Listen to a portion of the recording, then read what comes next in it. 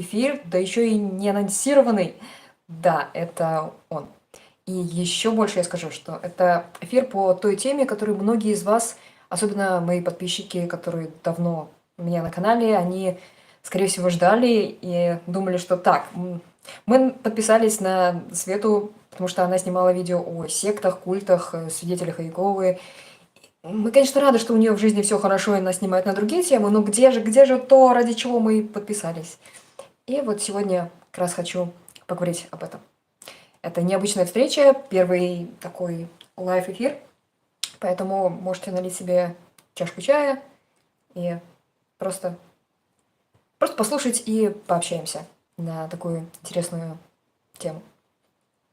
И что же сегодня о чем я хочу поговорить? Хочу поговорить о своей истории, о том, как я, собственно говоря, стала свидетелем Иеговы, о своих первых сомнениях, когда я начала думать, что, может быть, свидетели — это не единственная истинная религия, что мне помогло перестать быть свидетелем Иеговы, и том внутреннем раздрае, когда я пыталась найти себя, понять вообще свое место в этом мире, после того, как 10 лет я была свидетелем Иеговы. Расскажу об этом всем, о том, когда я работала в комитете по борьбе с тоталитарными сектами и помогала людям, которые уже вышли из организаций, из других культов, как психолог, проводила исследования, 2 научных исследования по лингвистике и психологии о сектах. И, собственно, поговорю еще о той финальной встрече со старейшинами, когда мы пожали друг другу руки и распростились. В общем, у нас очень много о чем можно поговорить, поэтому давайте сейчас начнем. И эта встреча, я не знаю, насколько она будет, зависит от того, что придет ли кто-нибудь на этот стрим. Пожалуйста, задавайте вопросы внизу в комментариях. Да, и если вы сейчас смотрите это в записи, то смело задавайте вопросы внизу в комментариях. Я смогу на них потом ответить. Возможно, я запишу еще какие-то видео с ответами на эти вопросы. А сейчас давайте окунемся в эту прекрасную историю. Потому что любая история — это опыт, и это прекрасно. Итак, как вы знаете, меня зовут Светлана Крылова, я психолог, помогаю людям, которые вышли из различных культов и сект, вернуться к жизни, найти осмысленность в жизни, найти себя и так далее. Но, собственно, что обо мне? Я была свидетелем Иеговы, я начала изучать Библию, когда мне было 10 лет. И это был такой далекий 2001 год. 2001 год, и я крестилась через 2 года в 2003 году. И, собственно, почему я пришла? Здравствуйте.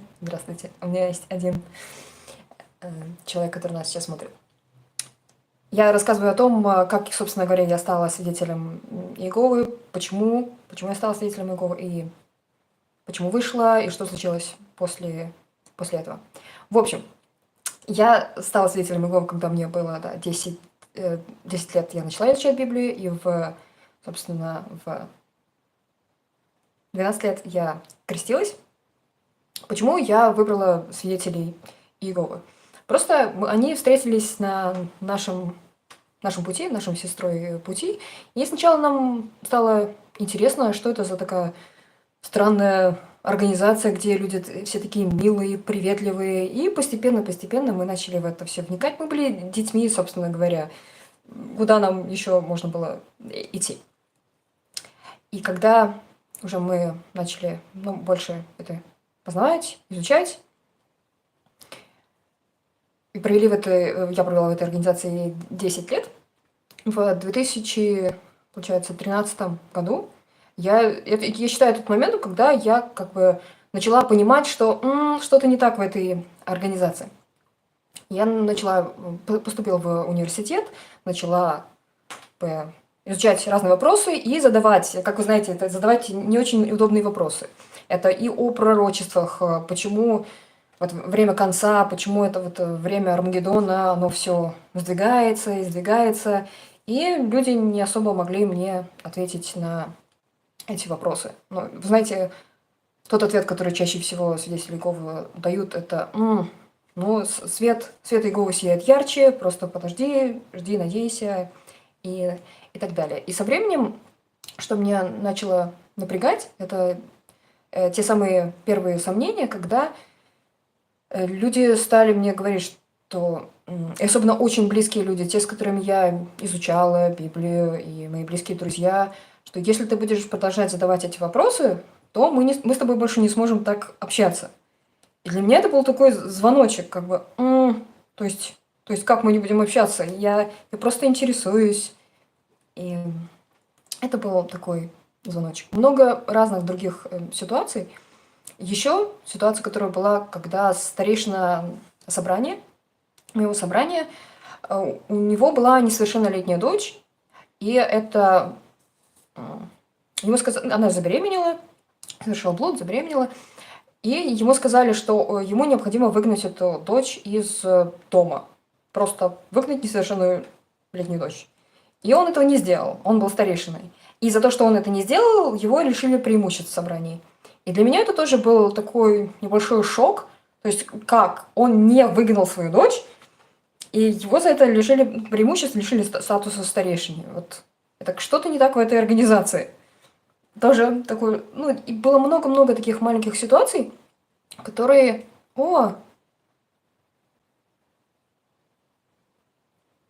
так, да, добрый день, ребят, да.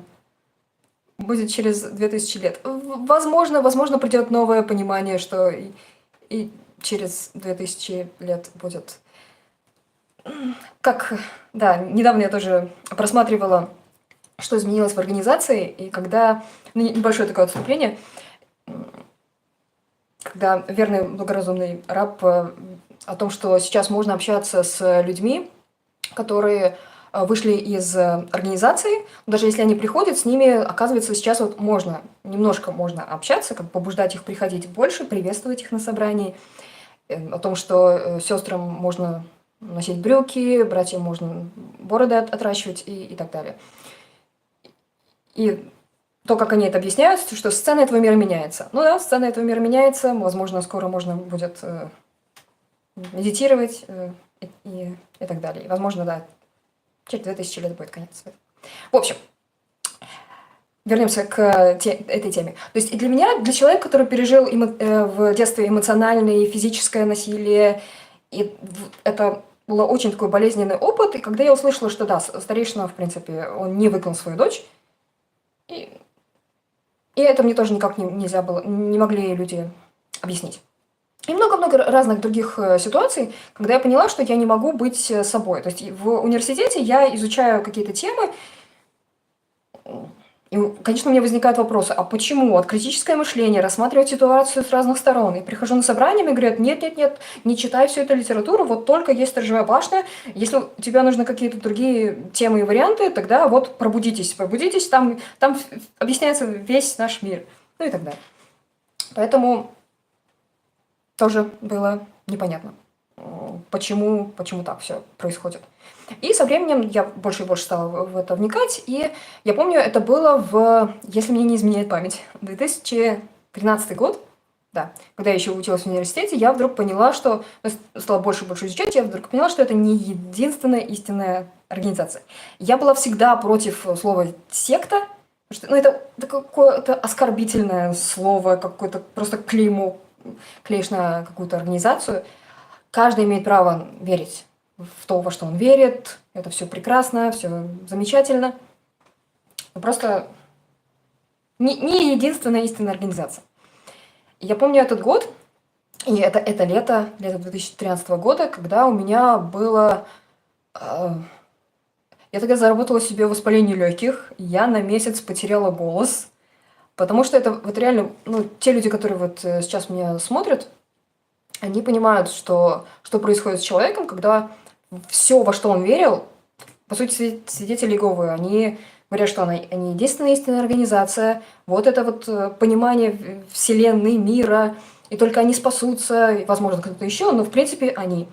Когда ты все это теряешь, когда ты понимаешь, что вот ты теряешь связь со всем своим прошлым миром, то это внутренний раздрай, это потеря всех смыслов, всех опор, которые у тебя когда-либо были.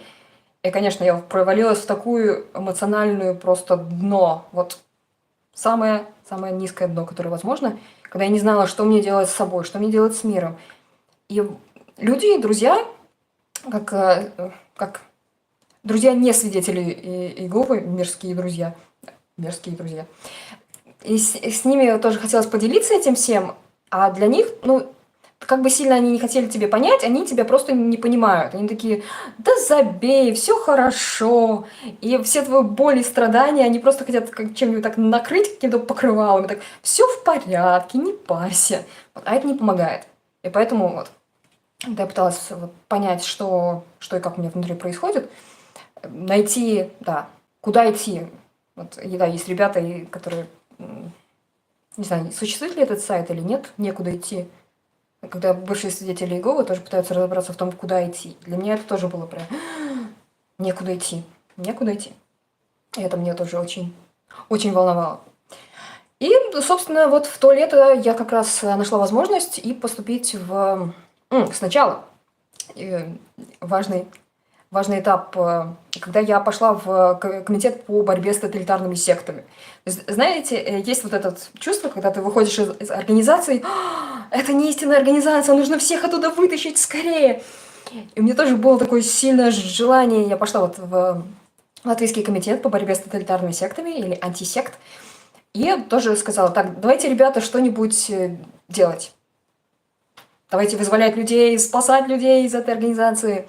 И какое-то время, ну, по сути, до сих пор, сейчас уже не так активно, потому что я переехала из Латвии в другую страну, но я волонтерила для этой организации, писала пресс-релизы, и я даже помню я много пресс-релизов писала, но я помню и свидетели Иеговы, я думаю, из России, из Прибалтики, помнят этот случай, когда на радио Болтком, если не ошибаюсь, на каком-то радио, тоже обсуждали эту тему, вышла в 2015 году, что ли, даже статья в «Сторожевой башне», как относиться к детям, которые лишены общения, но все еще живут с вами.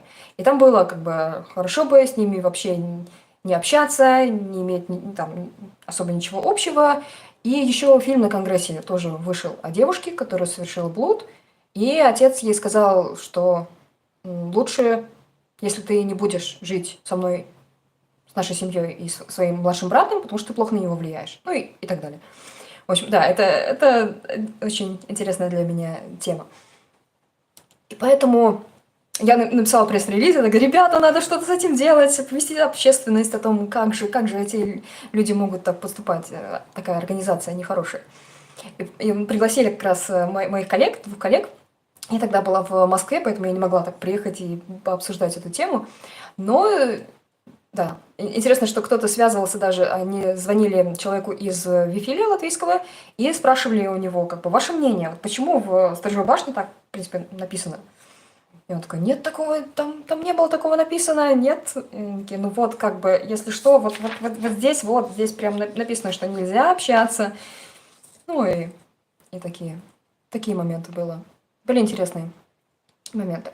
После этого, это что-то мне дало мне такую опору в знании, в понимании, какой-то смысл. Потому что когда человек выходит из организации, ему нужно найти хоть какой-то смысл и опору в жизни. И потом, уже в октябре, получается, сентябре-октябре 2013 года, опять же, если не ошибаюсь, вроде нет, где-то в этот момент я поехала уже учиться в Москву.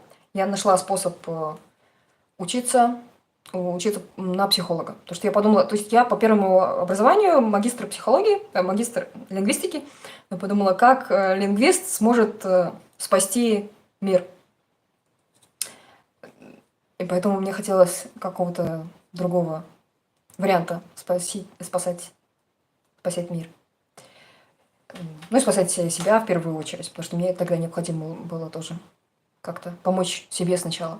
И я нашла программу в Высшей школе экономики в Москве, как учиться, сначала немножко переобучиться, переподготовиться на психолога, и потом учиться уже, собственно, на психолога, консультанта как раз по экзистенциальному анализу. Я не буду много об этом рассказывать, но это про нахождение смысла в страдании и вообще в жизни, и нахождение себя, опоры, ответственности и так далее. Очень интересный подход.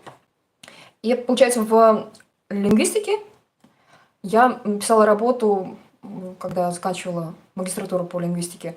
Я исследовала, как люди смотрят на слово «секта», потому что мне оно не очень нравится. Мне было интересно, в Латвии, получается, я проводила опрос такой социолингвистический, и сравнивала Латвию и Россию. Где-то у меня было по 150 человек. Когда вы слышите, там был короткий опросник, когда вы слышите слово «секта», то о чем вы, первое, что приходит вам в голову?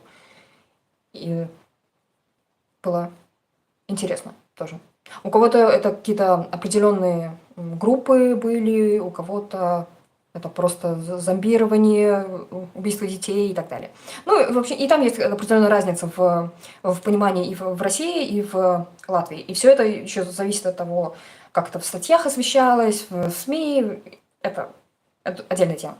В общем, мне было это реально интересно. И когда я переехала уже в Россию, мне было интересно по психологии. И моя работа магистерская была о том, как человеку, который вышел из любого рода культы, секты, как ему находить себя и адаптироваться, социализироваться после этого всего, после того, как он потерял все опоры. Как находить себя настоящего, свою идентичность, как находить смысл в жизни.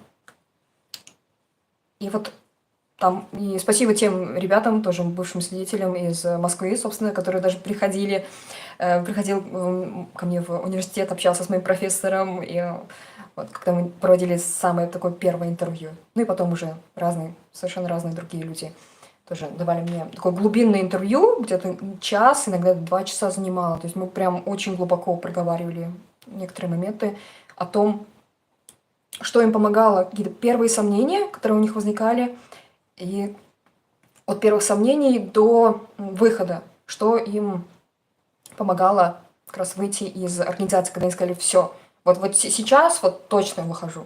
И для чего они выходили. Потому что есть свобода от и свобода для. То есть свобода от, когда люди такие: я не хочу быть свидетелем Иеговы, все, я выхожу, неважно куда, мне главное свобода, я просто выхожу. А есть люди, которые выходят, и они такие: я выхожу для чего-то. Я выхожу, чтобы сохранить отношения со своими близкими, со своими детьми, семьей. Я выхожу, потому что я нашел что-то более ценное, чем эта организация. И интересно, что люди, которые выходят для чего-то, то они чаще всего задерживаются вне организации. Если люди убегают от чего-то, ну, у них нету на что опереться снаружи, и они такие: ну, я, конечно, вышел, но я не знаю, для чего я вышел. Пойду-ка я обратно. Вот. И у меня есть также некоторые друзья, знакомые, с которыми мы тоже общались, и сейчас уже не общаемся. Они остаются свидетелями Иеговы, и они говорят, что мы знаем, что это секта, культ, не истинная организация. Они такие: Света, ну я не знаю, куда идти. Там вся моя жизнь, 20-30 лет, 40. Вся моя жизнь там, поэтому я лучше останусь там, лучше буду надевать маску и делать вид, что я верю в это все, просто потому что мне так комфортнее. То есть, и они пока что не нашли ту ценность, опору внешнюю, на которую можно опереться. Внешнюю, я имею в виду, за пределами секты и культа. И поэтому они вынуждены носить маски. Но это их выбор, опять же. Вот. Что еще хочется сказать? Ну да, что в Латвийском комитете я была таким котом Леопольдом, который так: мир и любовь, мир и любовь. Там есть другие ребята, которые как раз, они прям... О, спасибо, сейчас отвечу на вопрос. Другие ребята, которые были такие: так, секты надо закрыть, покарать. И есть такие люди. И иногда такой подход важен с какими-то организациями, с какими-то группами, которые прям очень сильно травмируют людей. А я больше такой кот Леопольд. И даже когда я проводила исследования по сектам и культам, я писала пресс-релизы, и я так, а давайте-ка мы Латвийский комитет по борьбе с тоталитарными сектами как-то назовем аббревиатура, или там антисект, или там, я даже аббревиатуру это предлагала, потому что чтобы это не звучало так очень грубо. Но все-таки, так, сколько я лет была свидетелем Иеговы? Очень интересный вопрос. Я была свидетелем Иеговы 10 лет, вот я как раз так к этому хотела прийти, 10 лет с 2003 года по 2013 год. Получается, я крестилась в 2003 году, в марте, и в 2013 году я как раз начала учиться в Москве. Возможно, я ошибаюсь, но где-то там, вот где-то в период моего университета, с 12 лет. В 12 лет я крестилась, и, получается, в 22 вот, вышла из организации. И под «вышла из организации» я имею в виду, я перестала посещать встречи собрания, и я внутренне для себя решила, что я не свидетель Иеговы. Все. Я, даже уже позже, я начала работать в Латвийском комитете по борьбе с тоталитарными сектами. И, по сути, вот я здесь, я снимаю ролики. В роликах я говорю, даже в самом своем первом ролике я сказала, что это секта или это группа с признаками сектантства. Вот свидетели Иеговы, вот они, вот я, все мои контакты под моими видео, я не прячусь нигде. Но и для меня всегда это был такой момент. Когда я разговариваю с кем-то, и я выхожу там из кухни в гостиную, в комнату, я не говорю «Внимание, я выхожу в другую комнату». Я просто выхожу в другую комнату. И поэтому для меня это всегда было а нужно ли писать прям письмо какое-то? Или как-то прям официально выходить из группы?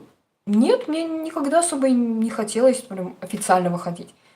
И для меня был вопрос, почему меня... То есть я даже не знала. То есть я уже переехала в другую страну. Получается, я из Латвии. И 11 лет назад я уехала в Москву на 3 года. И 8 лет назад, получается, сюда переехала. Поэтому я так подумала, наверное, меня уже там давно лишили общения. Я ни с кем не общаюсь уже. Наверное, меня лишили общения. И потом для меня было странно, что меня не лишают общения. То есть вот все, я открылась, пожалуйста, делайте, что хотите. Я просто не хочу ничего общего иметь с этой организацией. Потом мне только год назад мне сообщили, что, оказывается, меня не могут лишить общения, потому что меня найти не могут. Хотя я не скрываюсь ни от кого. А я домой приезжаю, домой в плане в Латвию раз в год. Поэтому год назад я потом, в принципе, узнала, когда я была здесь, и вот мне сообщили некоторые люди, что меня не могут найти, поэтому я получается, на прошлой неделе я была как раз в Латвии, и я позвонила, списалась со старейшинами и сказала, что, ребят, я тут слышала, вы меня не можете найти, давайте как бы закончим эту долгую историю, и я хочу выйти из организации прям формально, потому что я уже давно, лет, не знаю, 11 назад вышла из организации, я ни от кого не скрываюсь.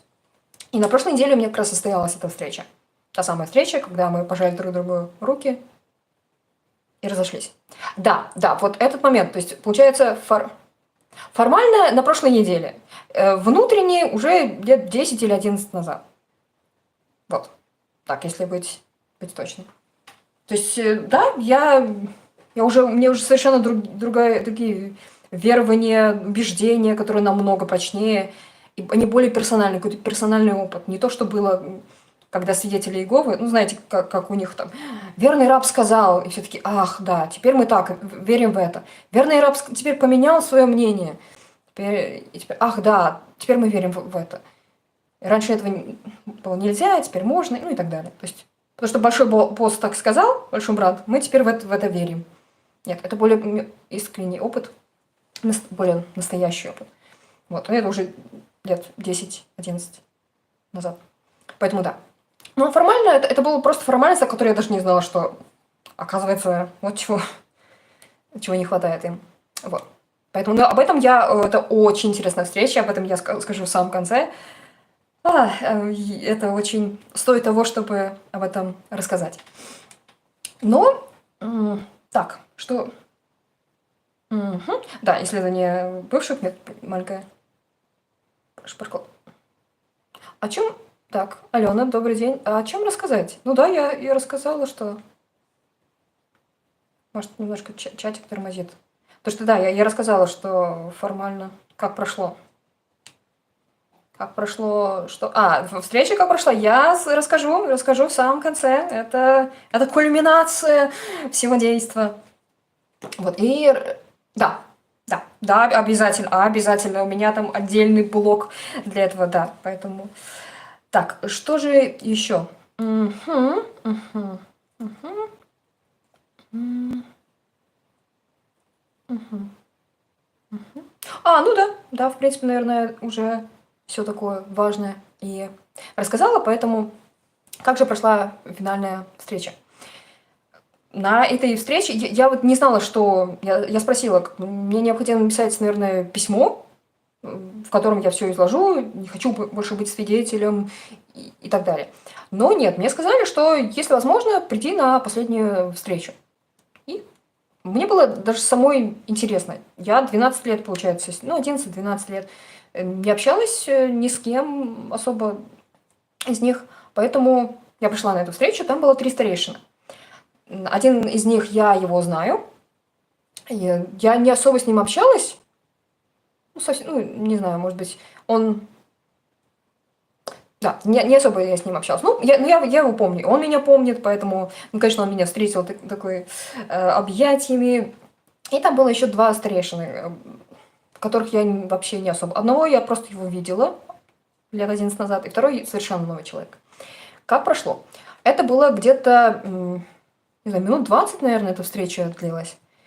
И сначала они как раз расспросили вообще, как у меня идут дела, как изменилась моя жизнь, что в жизни происходит. И вел эту встречу как раз тот самый старейшина, которого я более-менее знаю. И это было очень-очень душевно, очень мило. Вот я до сих пор не знаю, или это была вот реально та самая душевность и милота, прям искренность. И он искренне хотел, чтобы я вернулась в организацию. Или он... Это было просто как бомбардировка любовью, потому что, знаете, когда человек приходит, который долго не приходил на собрание, он такой, так, нужно его прямо одарить любовью, чтобы он почувствовал эту любовь Иеговы и вернулся назад. Не знаю, хочется верить, что он искренне в силу своих возможностей. Да, замануха. Вот. Не знаю. В любом случае, да. Это было очень душевно. Расспросили, возможно, есть ли у меня какие-то сомнения, какие-то преткновения, возможно, какие-то сплетни были поэтому в собрании, поэтому я перестала ходить на встречи собрания. И я говорю, нет, я уже всех простила, все уже в порядке, неважно, что там было. И так далее. Потом я также рассказала ему еще раз рассказала о том, что я просто не знала, что вы меня ждете. Я думала, почему меня не лишают общения. И старейшина тоже, который проводил эту встречу, он такой, я смотрел твои видео, в них ничего такого нету. Я так, я там говорю, что свидетели Иеговы это секта, как бы, открытая. И он такой, они не такие страшные, как у других отступников. Вот. Вот очень так мило поговорили. Потом они зачитали мне, попросили меня зачитать несколько стихов, что было довольно интересно. И каждый из этих, по-моему, там было 3 стиха, и каждый из этих стихов они интерпретировали, видишь, что тут сказано, что вот свидетели Иеговы, единственная истинная религия. И согласна ли ты с этим? Я так, я согласна с этим стихом, что там... Сейчас я особо не помню этот стих, который мне показывали, но что-то вроде, да, и в те времена все воды потекут к одной горе, и лишь одна гора останется. И ты понимаешь, что эта гора, это вот организация свидетелей Иеговы. Я так, нет, в этом стихе такого не сказано. Но я согласна, что у вас такая версия, я уважаю вашу версию. И они так немного усмехнулись. Еще один момент. Вот один старейшина, он дал мне подарок. Он сам не знает, какой прекрасный подарок он мне дал. Но Это был прекрасный подарок. Он попросил меня зачитать один стих, который они, конечно, интерпретировали по-своему, но для меня это был другой смысл в этом, который мне очень дорог. И это был стих, что никто не приходит к отцу, если отец его не призовет. И, конечно же, это про то, Света, ты такая прекрасная, ты такая уникальная, и Иегова призвал тебя, поэтому будь с нами, если хочешь быть уникальной и прекрасной. Это интересная интерпретация, предсказуемая, но для меня это в другом смысле. В смысле того, что да, каждый человек уникальный, предсказуемый. И для меня это было будто, не знаю, небеса мне напомнили об уникальности человека, который стремится к каким-то духовным вещам. И это было довольно интересно. Что они, ну, опять же, претендуют на эту уникальность, что вот только свидетели Иеговы и так далее. Но нет, это подарок в том смысле, что да, небеса напомнили, что ты уникальная не только здесь, а вообще для всего мира, как и каждый из нас, в принципе. Поэтому вот, я очень рада, что все-таки эта встреча состоялась, что мы пожали друг другу руки. Знаете, это как такое закрытие гештальта. И почему еще? Я поняла, очень важно было закрыть этот гештальт, потому что иногда я совершенно неожиданные встречи у меня были с действующими свидетелями. Вот, именно вот в этом году почему-то стало происходить. Я записалась на какой-то онлайн-курс, ну, еще один очередной курс, и там я встретила неожиданно, это как международный курс, там я встретила сестру из своего собрания, с которой мы, опять же, не общались там 12 лет. И она со мной общалась так, будто, ну ты же все равно вернешься, ну ты же как бы свидетель Иеговы, ну формально. И я так, нет, ни за что, я совершенно... Давай расставим все точки над «и». Я считаю это сектой, ну, организацией с признаками секты. Я туда точно не вернусь. Но все равно было такое, ну все-таки когда-нибудь вернешься. И поэтому мне захотелось такое четко поставить, нет, ребят, все, я 100% прям не вернусь. Чтобы четко это всем показать, что нет, ребят, вот я настоящая, и я не хочу возвращаться. Вот это было важно. Вопрос, так.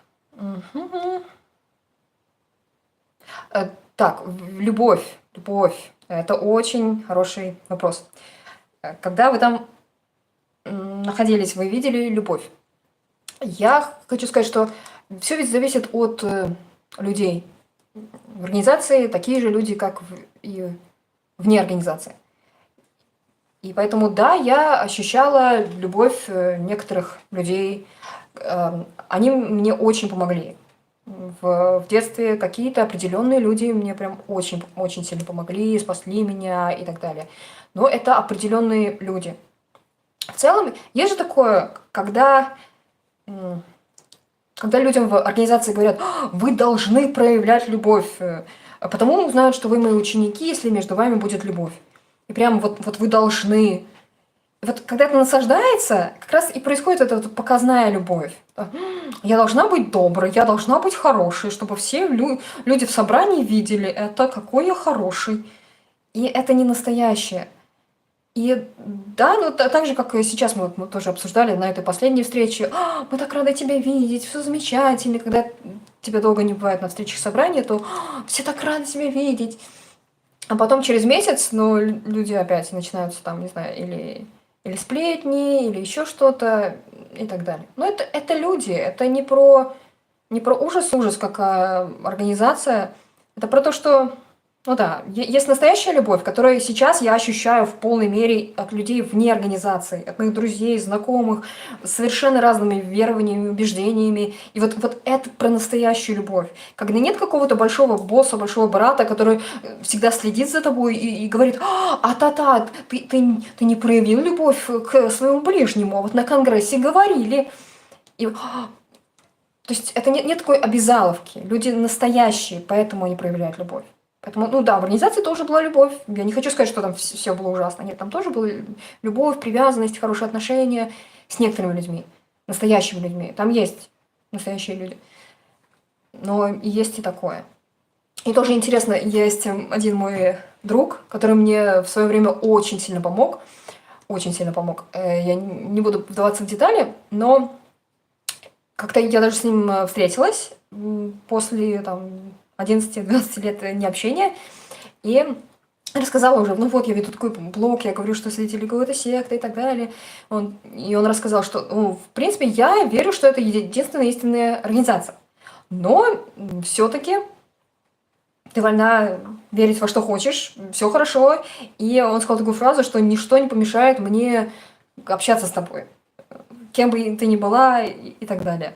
Но интересно, что на прошлой неделе, когда я ему прислала сообщение и сказала, что я хочу тебе лично об этом сказать, прежде чем ты услышишь это объявление или еще где-то, что я решила выйти из организации.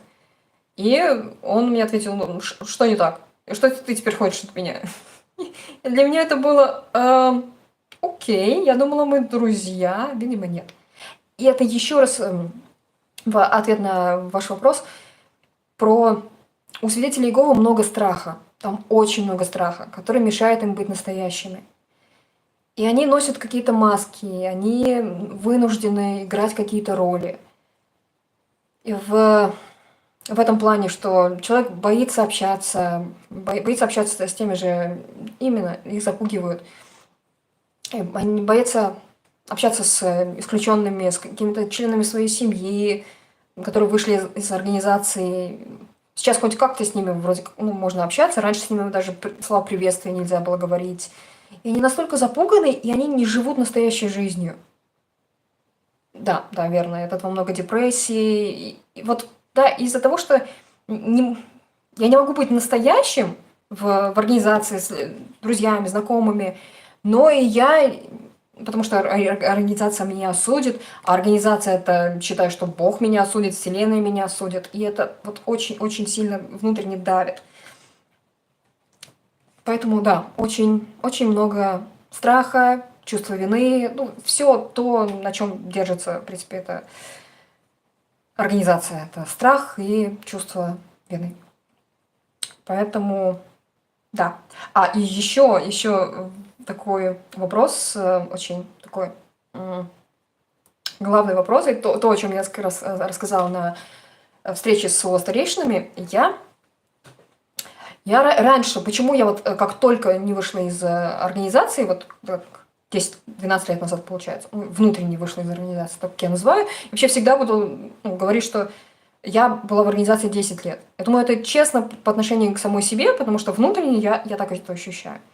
И почему я, собственно, формально не вышла из организации, не написала письмо или еще что-то.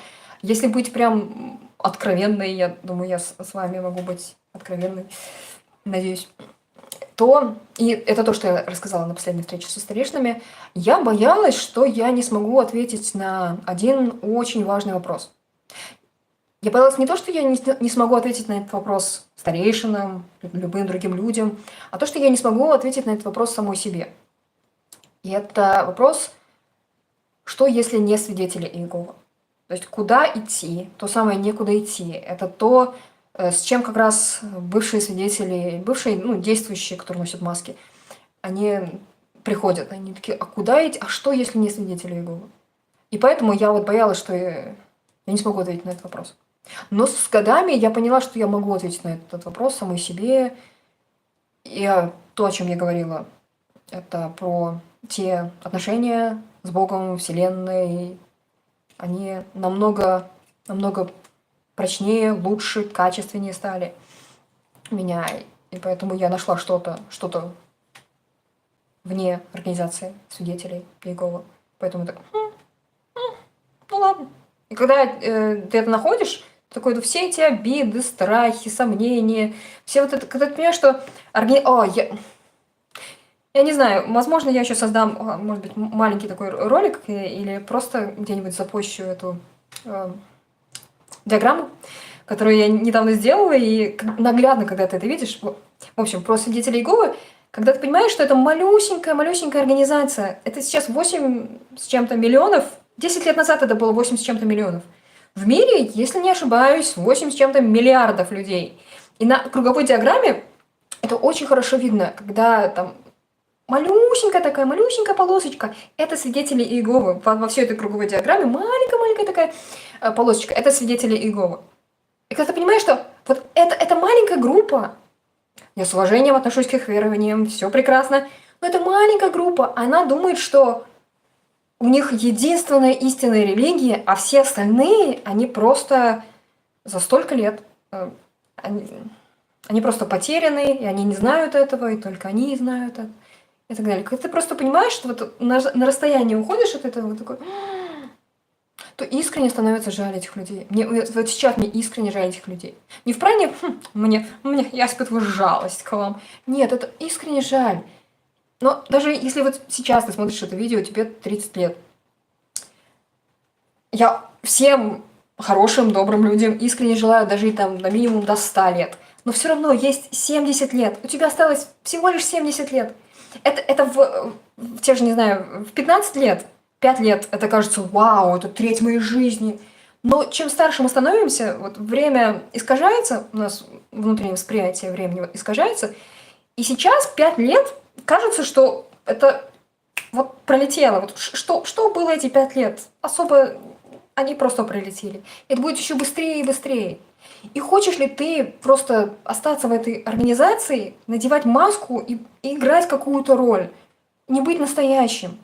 И мне так жаль людей, которые просто, они выбирают жить не настоящей жизнью. Они выбирают играть какие-то роли. И самое прекрасное, что может быть в этом мире, это быть настоящим. Когда ты можешь быть настоящим с самой собой, самим собой. Когда тебе не нужно играть роли, лицемерить, или хотя бы несколько друзей вокруг тебя есть, с которыми ты можешь быть настоящим. Лучше, конечно, со всеми, не полностью раскрываться людям, но все-таки быть максимально настоящим, насколько ты можешь себе позволить. Там, где нету особо страха, сомнений, чувства, что тебя отвергнут, и тебя прогонят, если ты будешь задавать слишком много вопросов. И просто быть настоящим. Вот как там есть заповеди: люби Господа, люби ближнего и будь настоящим, пожалуйста. Так мало настоящих людей. Поэтому да, мне очень, очень жаль таких людей. Вот. Так, да, про настоящее. Еще и как я себя чувствовала после этой финальной встречи неделю назад. Весь вечер, это был где-то в обед, эта встреча состоялась, и вечером должно было быть объявление. Я не знаю, может быть, это энергетически я так почувствовала себя, может, это мое самовнушение было, не знаю. Я почувствовала просто тотальное одиночество. Это было... Только вот в тот вечер мне сны интересные снились. Наверное, такой был, да, завершающий пункт, этап, последняя точка, когда просто покончить со всей прошлой жизнью. Это про то, наверное, что были люди, которые думали, что я вернусь. И сейчас, когда было прям 100% я не вернусь. Для себя я решила, теперь я хочу для вас показать, я точно не вернусь. И одна песня, строки из этой песни, которые крутились у меня в голове в тот день, это песня Би-2 «Философский камень». Там есть такие строки: «Я всегда испытываю счастье там, где я могу быть настоящим». И вот это то, как я себя ощущаю. Я хочу, чтобы каждый из вас, кто это смотрит, испытывал это счастье про быть настоящим. Вот. Как-то так. Наверное, это все, что я хотела на сегодня сказать. Ну еще такой момент про свободу от и свободу для. Когда человек... Это неплохо, это нормально. И если человек, который уходит из организации, когда вы вышли из организации, вы вышли от чего-то, вы бежали к свободе, потому что вы понимали, это секта, культ, группа с признаками культа и секты, чтобы быть помягче.